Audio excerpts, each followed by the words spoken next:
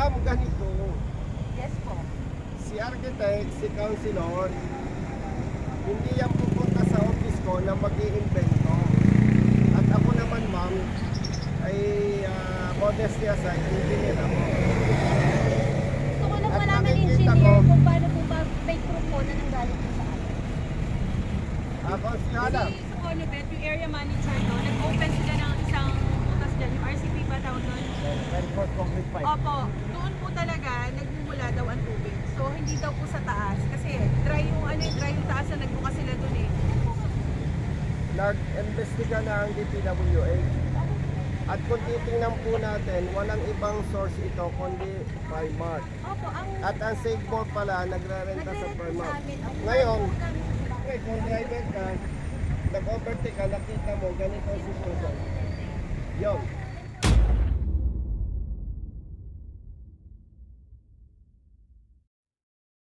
The list, we will move on to Representative Busita from the minority. Thank you, Mr. Chair. To the PWS family, magandang hapon po. Mr. Chair, meron lang po akong gustong actually, may pumunta lang po sa akin at nag-request na may parating sa Honorable Secretary ng DPWH. Pwede po ba natin i-present yung picture? Comsec?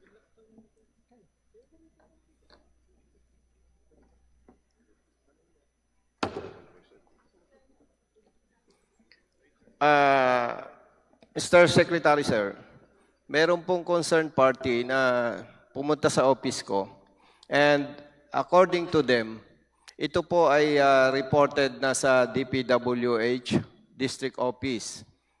Dito sa Silang Cavite po ito yung specific location, Tartaria.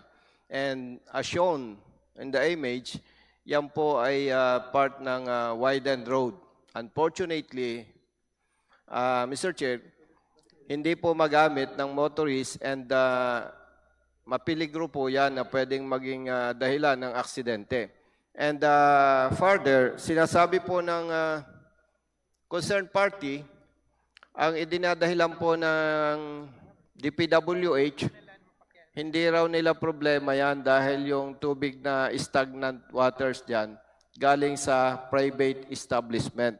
Now, kung hindi concern ng DPWH yan, Mr. Chair, sino pa ang gagawa niyan? So gusto ko lang pong iparating yan kay Honorable Secretary Bonoan. At alam ko, hindi na dapat sa kanya iparating to. Unfortunately, years na po, pero walang ginagawa yung ating district engineer ng kung anumang distrito nakakasakop dyan, Mr. Chair. Mr. Chair, thank you.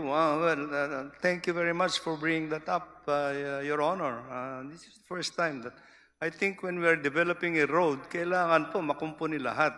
Hindi po namin pwedeng pabayaan yung mga ganitong sitwasyon because once we improve the road, especially if it is a national road, it has to be totally improved na hindi ho ganito nakatiwangwang. I assure you, Your Honor, that we will look into this. Actually, sa Silang Cavite pala ito, Your Honor. Yes, Mr. Chair. Part po yan ng National Road. Yes, definitely. I will look into this, Your Honor. And wag na lamang po nating hintayin, Mr. Chair, na may maaksidente.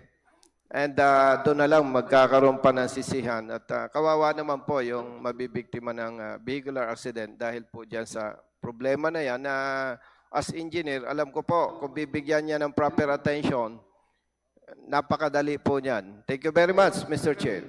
Most definitely, Your Honor, I am all for that. Provide safety during the development of that road, Your Honor. Honorable Secretary Bunuan, sir, maraming salamat po. Mr. Chair, salamat po.